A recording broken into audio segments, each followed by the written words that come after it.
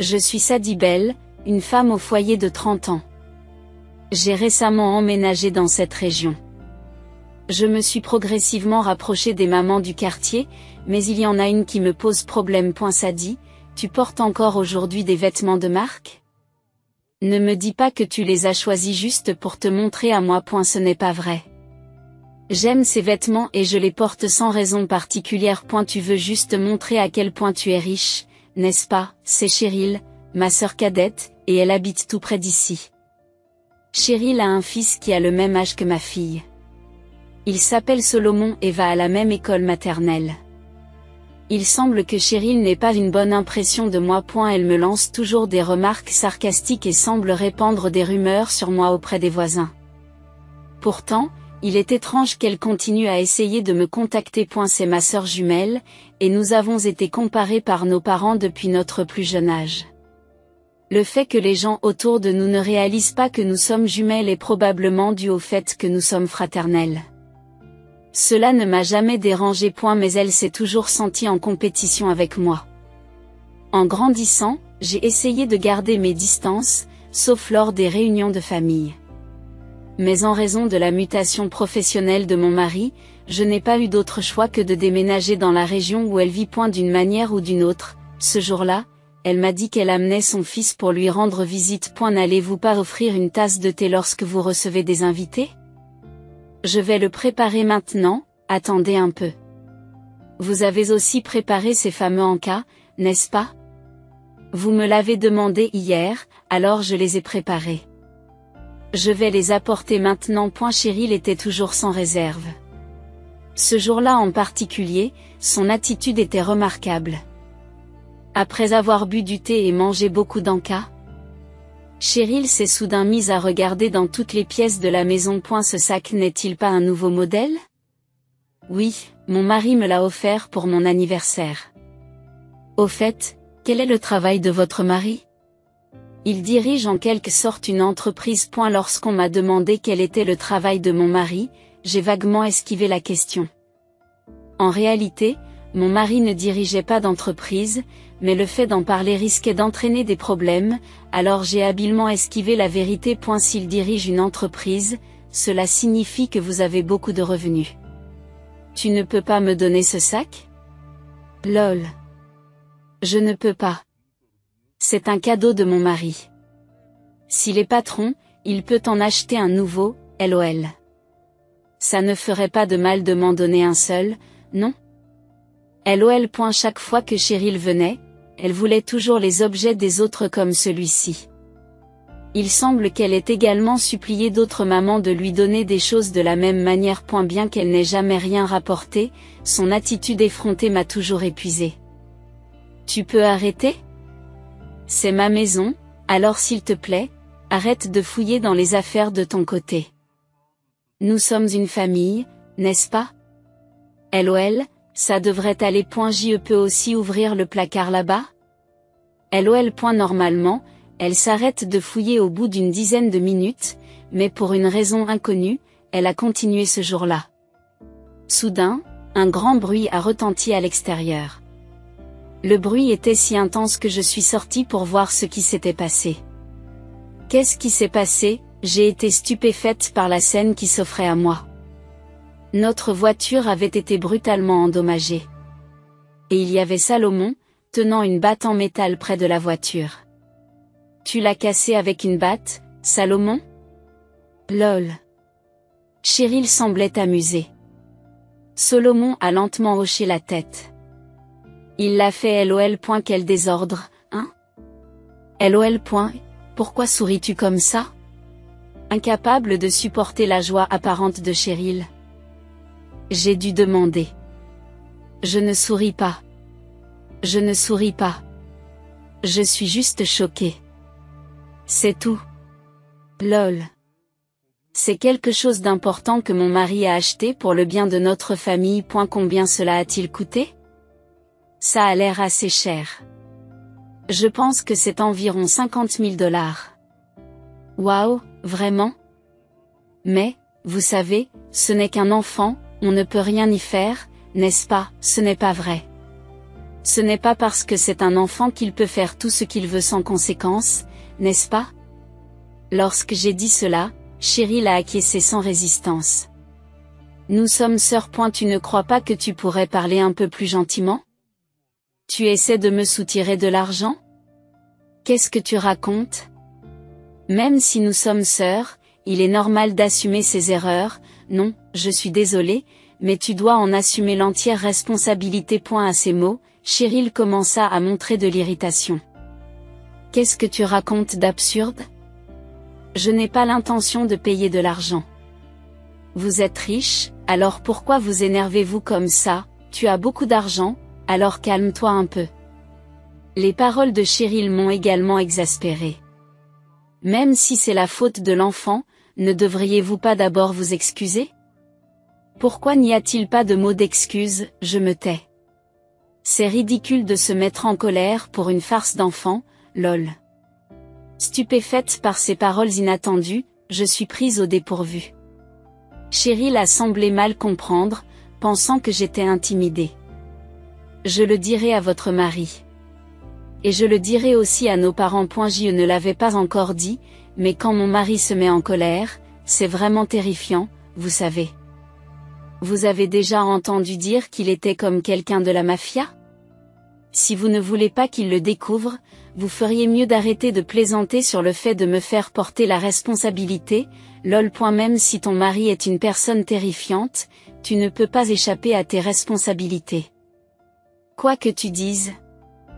Ma position ne changera pas. Cheryl a dû penser que le fait d'évoquer le caractère terrifiant de son mari me ferait taire. Malgré ce que peut être le mari de Cheryl, je n'ai pas eu peur du tout. Sadie, que crois-tu que mon mari dirait si tu causais des problèmes? Il pourrait venir te faire souffrir, mais ça ne te dérange pas? Au fait, à quelle organisation appartient votre mari? Cela ne vous regarde pas, car vous n'avez rien à voir avec la mafia. Quoi qu'il en soit, vous devriez régler le problème de la voiture vous-même. Pourquoi ne demandez-vous pas à votre mari d'en acheter une nouvelle? Vous avez donc vraiment l'intention de ne pas prendre vos responsabilités? C'est ce que je dis, lol. C'est ce que vous méritez. Cheryl dit cela en jetant un coup d'œil à la voiture endommagée. Quelque chose l'amusait apparemment, car Cheryl s'est mise à rire. Comment ça, c'est ce que je mérite? Parce que tu fais étalage de tes richesses, c'est le châtiment divin. D'ailleurs, Salomon l'a probablement fait parce qu'il te déteste, n'est-ce pas? N'est-ce pas? Face à Cheryl, Salomon baisse les yeux. Et il semblait évident que Salomon l'avait fait, mais quelque chose dans son comportement n'allait pas. Vous n'allez donc pas vous excuser ni payer les réparations. Ce n'est pas moi qui l'ai fait, alors pourquoi devrais-je le faire? D'accord, je vais contacter le patron. Je vous prie de m'excuser. Surprise par mes paroles inattendues, Cheryl écarquille les yeux. Ignorant Cheryl, j'ai passé un coup de fil. Après 5 minutes de conversation, j'ai raccroché. Qui as-tu appelé? Comme je l'ai dit, le patron. Je lui ai parlé de la voiture et il m'a dit qu'il allait venir. Lorsque j'ai raconté cela, Cheryl a soudain éclaté de rire. Le patron vient? C'est une blague, n'est-ce pas? Il n'y a pas de mafia dans cette région, lol. Vous n'avez pas dit que votre mari faisait partie de la mafia? Oui, mais je n'ai jamais rencontré quelqu'un d'autre qui soit de la mafia, lol. À ce moment-là. Cheryl arrache la batte en métal de son fils et me jette un regard effrayant. Si tu t'excuses maintenant, je pourrais te pardonner. Qu'en dis-tu, lol? Pourquoi devrais-je m'excuser? J'en ai assez que tu fasses étalage de ta richesse. Depuis que tu as emménagé ici, tout le monde ne parle que de toi. C'est pourquoi je n'aime pas les femmes riches. Il s'est avéré que Cheryl était jalouse de moi depuis le début. Son comportement jusqu'à présent découlait probablement de cette jalousie. Je ne vais pas m'excuser. Au contraire, c'est toi qui devrais t'excuser. Je ne comprends vraiment pas comment tu peux penser que tu as raison. Oh, vraiment? Lol, alors je vais détruire cette voiture encore plus. Lol. Juste après avoir dit cela, Cheryl a commencé à frapper violemment la voiture avec la batte. Peu importe ce que je disais, elle n'écoutait pas du tout. À ce moment-là, une voiture noire s'est arrêtée devant la maison. Un homme de grande taille en est sorti. Lorsque Cheryl l'a remarqué, son visage s'est figé sous le choc. Qu'est-ce que tu crois faire avec la voiture que j'ai donnée à Sadie? Tu ne crois pas que je vais laisser passer ça, n'est-ce pas? Qui est ce type? Cheryl, pâle, me l'a demandé. C'est le patron. Le patron est mon mari. Vous avez oublié? Vous étiez tous les deux ivres au mariage pour vous en souvenir? J'ai expliqué calmement, et Cheryl avait l'air de ne pas y croire. Le patron? C'est une blague, n'est-ce pas? Ce n'est pas une blague. Je suis le patron, et je suis le mari de Sadie.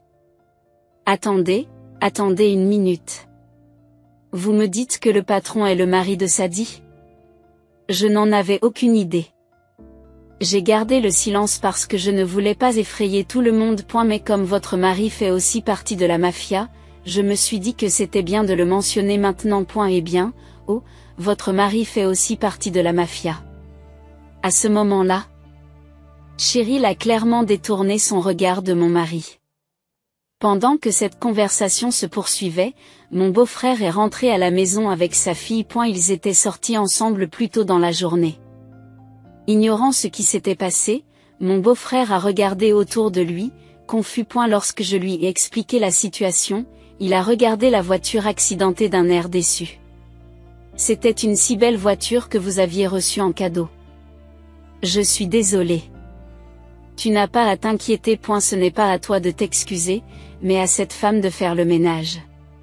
Dit vivement mon mari en jetant un regard à Cheryl. C'est ça. Ce n'était qu'un accident. Ce n'est la faute de personne. Juste un accident. C'est votre enfant qui l'a fait, n'est-ce pas? Les parents sont responsables des actes de leurs enfants. Vous ne comprenez pas cela? Je suis désolé. Assurez-vous d'assumer la responsabilité de ce que votre enfant a fait.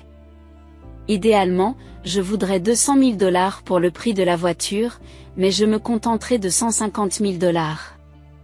J'ai compris. En entendant le chiffre de 150 000 $, le visage de Cheryl est devenu instantanément pâle.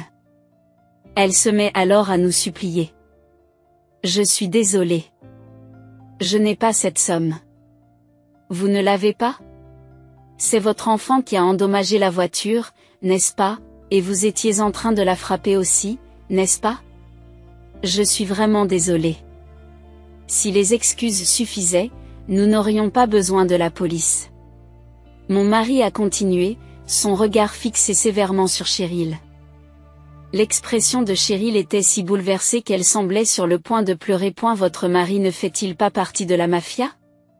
De quelle organisation fait-il partie? La question de mon mari a été accueillie par un silence. Cheryl n'a pas répondu.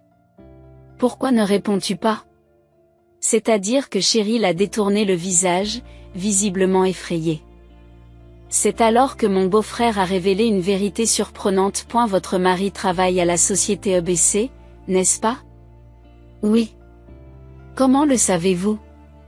J'ai récemment participé à un projet avec EBC Corporation dans le cadre de mon travail. J'ai été surpris de découvrir que je travaillais sur le même projet que votre mari et je ne savais pas qu'il vivait à côté de mon frère. L'histoire que nous avons entendue était complètement différente, n'est-ce pas, Je suis désolée. Pourquoi avez-vous dit qu'il était dans la mafia? Je pensais que si je disais qu'il était dans la mafia, personne n'oserait me contredire. Vous vous moquez de moi? Vous vous moquez de nous? Non. Ce n'est pas du tout ça. Incapable d'échapper aux questions de mon mari, les larmes montent aux yeux de Cheryl. Être acculé par un homme sévère et imposant intimiderait n'importe qui. Mon mari a alors tendu son smartphone à Cheryl et lui a ordonné « Appelle ton mari tout de suite. Appelle ton mari tout de suite. Dites-lui de venir ici. » Je ne pense pas qu'il soit nécessaire de l'appeler. Vous avez dit que vous ne pouviez pas payer les 150 000 $. Appelez-le maintenant. Je ne peux pas lui parler de ça. Plus d'excuses. Vous allez donc préparer les 150 000 dollars? Je ne peux pas faire ça. Alors il doit payer, n'est-ce pas? Dépêche-toi d'appeler. Cheryl, qui semblait sur le point de pleurer, refusa obstinément de passer l'appel. C'est à ce moment-là que j'ai décidé d'intervenir. Je vais appeler. Connaissez-vous son numéro? Oui, nous avons échangé nos numéros au cas où. C'est bien. Alors, passez l'appel, s'il vous plaît. Ensuite, j'ai appelé le mari de Cheryl. Heureusement, il a répondu tout de suite. Qu'est-ce qu'il a dit? Il a dit qu'il était en route pour venir ici. Mais il est en voyage d'affaires, donc il lui faudra au moins 3 heures pour arriver. Il n'y a rien à faire. Attendons que son mari revienne. Nous avons donc décidé d'attendre à l'intérieur de la maison que le mari de Cheryl arrive. Pendant l'attente, Cheryl était constamment effrayée, jetant des coups d'œil au visage de mon mari. À eu bout de 3 heures. Le mari de Cheryl est enfin arrivé. C'était la première fois que nous nous rencontrions depuis le mariage, mais il semblait calme et loin d'être ce que l'on pourrait appeler une mauvaise personne. Je suis vraiment désolée pour les ennuis que ma femme et mon fils ont causés. Je m'excuse sincèrement. Il est malheureux que nos retrouvailles se fassent dans ces circonstances, et je le regrette profondément. En entrant dans la maison, le mari de Cheryl s'est excusé. Il semblait être quelqu'un de bien. Vous devriez vous excuser vous aussi. Et elle a demandé à Cheryl et à son fils de s'excuser. À ce moment-là, Solomon, qui était resté silencieux, s'est soudain mis à pleurer. Je suis désolé. Je suis désolé d'avoir endommagé la voiture. Solomon s'est excusé à plusieurs reprises, les larmes coulant sur son visage. En voyant cela, j'ai eu le cœur lourd. Puis, Salomon a commencé à révéler quelque chose d'étonnant. Maman m'a dit qu'elle me mettrait à la porte si je ne renversais pas la voiture. Je ne voulais vraiment pas l'abîmer. Mon professeur dit même que ce n'est pas bien de détruire les choses des autres. Je suis vraiment désolée. Après avoir terminé, Solomon s'est mis à pleurer. Cheryl, qui se tenait à côté de lui, est devenue pâle et a paniqué. Et, c'est vrai? Le mari de Cheryl n'a pas pu contenir sa colère et l'a confronté. Je suis désolée. Menacer Solomon de faire une telle chose est insensé. À quoi pensez-vous en faisant subir cela à un enfant? Je n'ai pas pu m'en empêcher. En voyant Sadie vivre une vie aussi luxueuse, je ne pouvais pas le supporter. Pour une raison aussi stupide, tu as fait subir cela à ton enfant. Et si tu gagnais plus et que tu nous permettais de vivre une vie luxueuse comme Sadie, rien de tout cela ne serait arrivé. C'est à cause de tes faibles revenus. Cheryl s'en prend à son mari. Ce dernier soupire sans rien dire. Qu'est-ce que tu veux dire? Tu veux dire que c'est de ma faute? N'importe qui dirait que ta façon de penser est erronée. Tu ne fais pas ces choses dans mon dos à d'autres personnes, n'est-ce pas? Bien sûr que non. En entendant cela, Salomon essuie ses larmes et commence à dire la vérité. Maman dit toujours du mal des mères de mes amis. Elle essayait de prendre les choses tranquillement. Et même quand je lui ai dit que voler était mal, elle m'a dit de me taire et a appris plusieurs choses. Elle m'a aussi dit de ne pas être amie avec certains enfants parce qu'elle ne les aimait pas, ou de prendre des choses qui étaient importantes pour eux, ce qui était très dur. Et puis mes amis me traitaient de voleuse, et ça me rendait vraiment triste. Attends un peu. Je t'ai dit de garder ça secret pour papa. Je t'ai acheté des collations parce que tu avais promis de garder le secret. Pourquoi l'as-tu dit? Cheryl a grondé Solomon. Tu m'as dit que je pouvais te confier les affaires de Solomon, alors je t'ai fait confiance et je me suis concentrée sur mon travail, et tu l'as quand même rendu si triste et tu te prétends mère. Je me suis occupée des choses à la maison pour le bien de Salomon. Salomon le sait, n'est-ce pas? Oui, mais, il y a eu des moments où maman s'est mise en colère parce que je ne l'écoutais pas et qu'elle ne me laissait pas manger. J'avais tellement faim, et c'était vraiment dur. Ne dis pas de bêtises. Alors que Cheryl s'apprêtait à frapper Salomon, mon mari lui a saisi la main. C'est toi qui es déraisonnable. Ce n'est pas parce que vous pouvez le dominer que vous devez lui imposer vos caprices. Lui enseigner le mal ne fera que le transformer en un adulte égaré. Ne comprenez-vous pas cela en tant que mère? Cheryl, face à la sévère réprimande de mon mari, n'a pas pu répondre et sais-tu point l'assurance dont elle faisait preuve jusqu'alors a disparu, remplacée par un silence soudain. C'est alors que le mari de Cheryl prend la parole. Honnêtement, je suis choquée de voir ce côté de toi. Je ne peux plus croire ce que tu dis. Ce n'est pas la peine d'aller aussi loin. Je m'occuperai moi-même de Solomon à partir de maintenant. Je ne peux plus te faire confiance. S'il vous plaît, ne vous impliquez pas avec Solomon à l'avenir. Il est impossible pour moi de ne pas être impliqué. Je veux divorcer. S'il vous plaît, quittez la maison. Cheryl était visiblement choquée par cette soudaine déclaration de divorce. Vous ne pouvez pas décider de divorcer tout d'un coup. Tu ne peux pas élever Solomon toute seule. Je ne peux plus te faire confiance. De plus, je ne peux pas laisser Salomon continuer à souffrir à cause de toi. Es-tu en train de dire que tu veux lui enlever sa mère? C'est trop cruel. Vous n'agissez pas comme une mère pour Salomon. On dirait que vous l'utilisez juste pour votre propre confort. Ce n'est pas vrai. Et ce n'est pas le lieu pour discuter de ce genre de choses. Cheryl, tout en regardant autour d'elle et en rougissant, nous a jeté un coup d'œil. Je ne veux pas que Solomon devienne quelqu'un comme vous.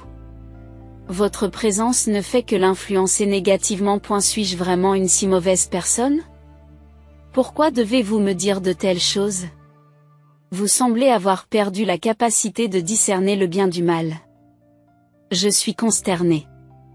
Et vous avez négligé votre famille pendant tout ce temps, vous jouez les hautains et les puissants maintenant. Pour qui vous prenez-vous? J'ai été stupide de croire à vos paroles. Je n'aurais jamais dû accepter un travail loin de chez moi. J'aurais dû rester aux côtés de Solomon.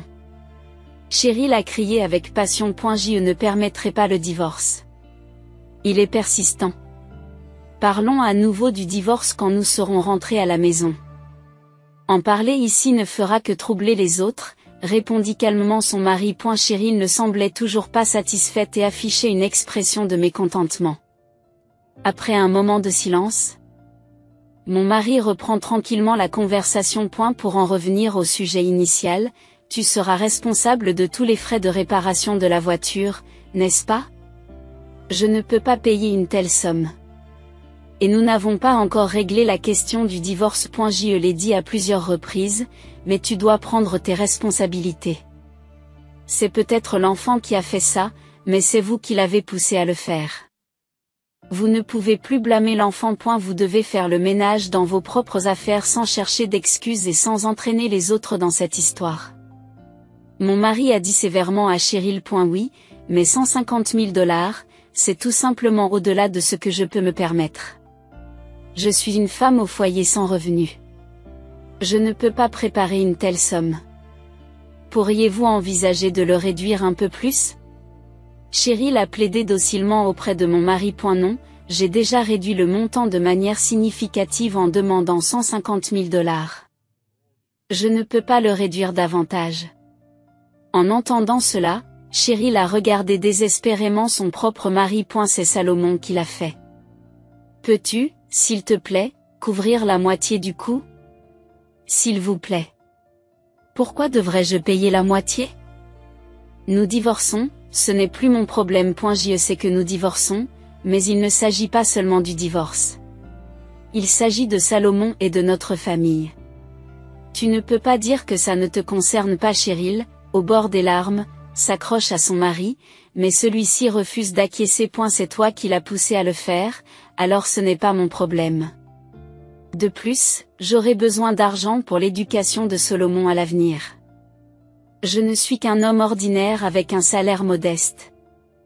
Vous savez que je ne peux pas me permettre une telle somme. C'est toi qui as causé cela, alors tu dois en assumer la responsabilité. Voyant que même son mari s'était détourné froidement d'elle, Cheryl a dû faire face à un autre coup dur lorsque Salomon s'est également élevé contre elle. Maman, on te gronde parce que tu as fait quelque chose de mal, c'est ça?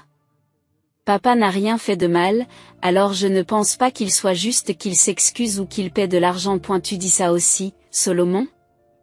Tu n'aimes plus maman, n'est-ce pas? Je ne t'aime plus. Je déteste quand tu es toujours en colère. Je veux être avec papa à partir de maintenant.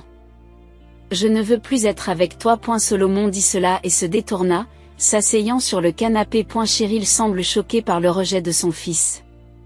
Puis elle s'est tournée vers moi avec un regard suppliant. Ça dit, je m'excuse pour tout ce que je t'ai fait. J'ai eu tort. Je regrette vraiment ce qui s'est passé avec la voiture. Pourrais-tu, s'il te plaît, envisager de renoncer aux frais de réparation? Si les choses continuent ainsi, même mes parents risquent de m'abandonner. Je n'ai vraiment pas d'argent. Je suis désolée, mais je ne peux pas annuler les frais de réparation. Comme je parlais clairement, les yeux de Cheryl se sont mis à pleurer de plus belle. Pourquoi dis-tu cela? Ne sommes-nous pas comme des sœurs? Nous nous entendons bien depuis tout ce temps. Tu pourrais m'aider un peu, n'est-ce pas? S'entendre? C'est difficile à ignorer. Tu as répandu des rumeurs sur moi aux autres mamans, tu as jeté des ordures chez moi, et ce n'est pas toi qui as laissé un animal mort sur le pas de ma porte? Où est la bonne entente et tout ça? Je regrette d'avoir fait ces choses. Je vous ai déjà dit que la voiture était un cadeau de mon mari pour moi et notre famille. Comment peut-on pardonner la destruction d'un tel cadeau? Je n'ai pas pu pardonner à Cheryl et je l'ai congédiée sur ces mots. En entendant cela, mon mari lui a fait une suggestion. Dans ce cas, pourquoi ne pas travailler dans une usine pour gagner de l'argent? J'ai des contacts là-bas. Ils cherchaient des ouvriers et je pense que tu pourrais commencer à travailler tout de suite si je les appelle. Quel genre de travail y a-t-il à l'usine? Ce n'est pas dangereux, n'est-ce pas? Ce n'est pas dangereux, c'est certainement mieux que de travailler sur un bateau de pêche. Mais cela demande une certaine force physique. Je pourrais avoir du mal à faire un travail physique. Cheryl hésite, montrant une certaine réticence à accepter un travail physiquement exigeant. Ce n'est pas le moment de faire la fine bouche, n'est-ce pas? Si vous continuez à vous plaindre, je pourrais bien augmenter le salaire à 200 000 $. Mon mari a mis Cheryl en garde, la laissant sans voix. Sur ce, Cheryl et sa famille sont rentrés chez elle pour discuter de leur avenir. Après de longues discussions, le divorce a été prononcé et Cheryl a été embauchée dans une usine dirigée par une connaissance de mon mari, où elle vivra et travaillera. Mon mari m'a donné des nouvelles de Cheryl. Votre sœur a beaucoup de mal, car elle n'a que peu d'expérience professionnelle. Mais l'endroit est plein de gars à l'air dur comme moi, alors elle ne répond pas du tout et continue à travailler tranquillement. Cela doit être difficile de travailler entouré de gens qui vous ressemblent, ai-je plaisanté. Dur?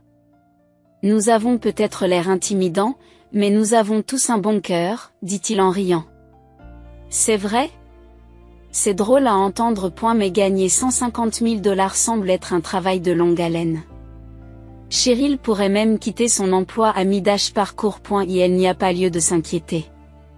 Si elle démissionne, j'ai dit clairement que nous la suivrons jusqu'à ce qu'elle ait remboursé sa dette. Et si elle essaie de s'enfuir? Dans ce cas, nous devrons la retrouver, prendre une assurance et la mettre sur un bateau, n'est-ce pas? Plaisante-t-il en riant. J'ai eu peur et j'ai ri. Après avoir été abandonnée par tout le monde. Cheryl est même allée voir ses parents pour leur demander s'ils pouvaient contribuer un peu à l'argent. En fin de compte, ses parents ne lui ont pas donné un seul dollar et ont décidé de couper les ponts avec eux. Il semble que, malgré l'affection qu'ils portent à leur fille et à son enfance, ils en aient eu assez de son comportement récent. Il ne fait aucun doute qu'il ne voulait pas avoir affaire à une fille capable de faire du mal à son propre fils et d'agir de manière aussi égoïste. En outre, l'incident a été porté à la connaissance de la famille et des amis, et tous ont commencé à éviter Cheryl. Plus tard, les grands-parents de Solomon sont venus vivre avec lui, apportant ainsi un soutien familial à son foyer. Les parents de l'ex-mari de Cheryl sont maintenant impliqués. L'ex-mari de Cheryl pensait qu'il serait difficile d'élever Salomon seul, il a donc décidé de demander de l'aide à ses parents. Et la mère de Claire, bonjour. Bonjour, Solomon. C'est agréable de voir un si beau temps aujourd'hui, n'est-ce pas? Oui. J'attendais ce jour avec impatience. Salomon a parlé avec un sourire radieux. Depuis le départ de Cheryl, la famille de Salomon passe plus de temps ensemble. Et ils avaient promis d'aller au parc d'attractions avec la nouvelle voiture que mon mari avait récemment achetée. Cela me fait bizarre de vous voir conduire, car d'habitude, ce sont mes subordonnés qui me conduisent et je m'assois à l'arrière. Lorsque je suis en famille, je dois tous vous divertir. Je me sens un peu timide à ce sujet. Vous vous occupez de nos filles tous les jours, alors aujourd'hui vous pouvez vous appuyer sur moi. Bien que mon mari soit une figure redoutable de la mafia, il est doux et chaleureux à la maison. Salomon et mon mari sont devenus de bons amis. Salomon, es-tu triste d'avoir un père? Non, je ne suis pas triste. Je n'ai pas seulement papa, mais aussi grand-père et grand-mère. C'est vrai. Claire et nous sommes là aussi. Claire est heureuse de jouer avec Salomon. Moi aussi. Salomon a rougi en répondant. Les sourires entre ma fille et Salomon sont plus nombreux qu'avant. Ma fille est également heureuse de jouer avec Salomon. J'espère continuer à me faire de bons souvenirs dans cette ville.